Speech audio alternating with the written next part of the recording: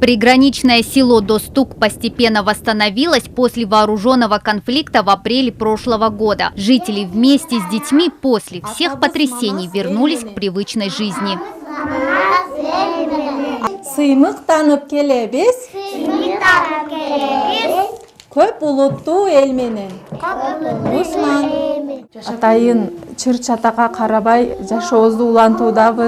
Мы продолжаем жить и работать в родном селе, несмотря на сложности из-за границы. Сейчас нашим жителям оказывается всяческая поддержка. Во-первых, с апреля месяца была повышена наша заработная плата. Также мы получили особый статус. Начинается асфальтирование дороги, которая ведет до Баткена.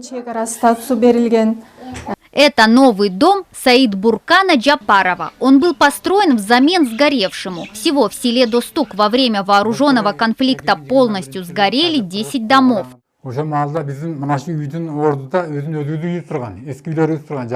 На этом месте стоял наш старый дом, который сгорел во время конфликта. Мы не знали, что будем делать. Нам построили новое жилище. Оно полностью благоустроено. У нас есть не только электричество. В село провели Wi-Fi. Теперь у нас есть бесперебойный интернет.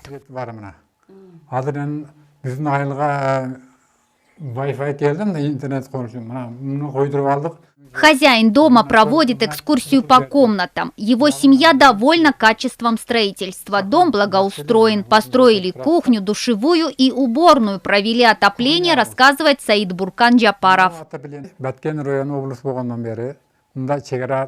Раньше такого отношения со стороны властей не было. Нашей области дали особый статус. Благодаря этому у нас планируется увеличить пособие.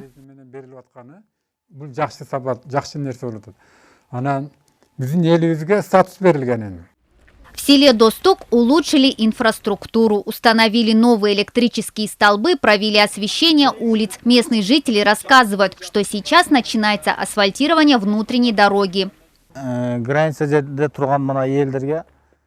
За этот год есть конкретные изменения. Проведено электричество. Начинается асфальтирование 13 километров дороги до Кызылбеля. Увеличились пенсии и пособия жителям приграничных районов. Во время приграничного конфликта сгорел дом и у Мамагуль Джапаровой. Как и другим пострадавшим сельчанам, государство построило женщине новое жилье. Семья уже обжила дом.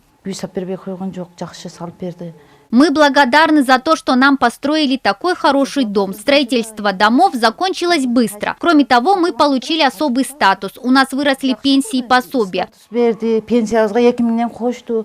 Однако местные жители возмущены тем, что отдельные лица, которые даже не были в их селе и не видели его после восстановления, делают заявления, которые сейчас вводят людей в заблуждение.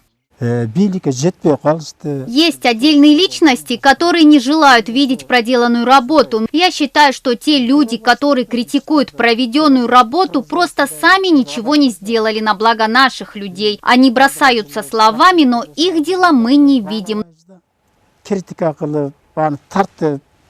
Местные жители подчеркивают, что постепенно разрешаются многие проблемы приграничных сел. Напомним, что сейчас Баткенская область имеет особый статус. В связи с этим был утвержден перечень преференциальных приграничных сел, которым предоставлены определенные налоговые, земельные, экономические и другие послабления. В этот список вошли 62 населенных пункта Баткенской области.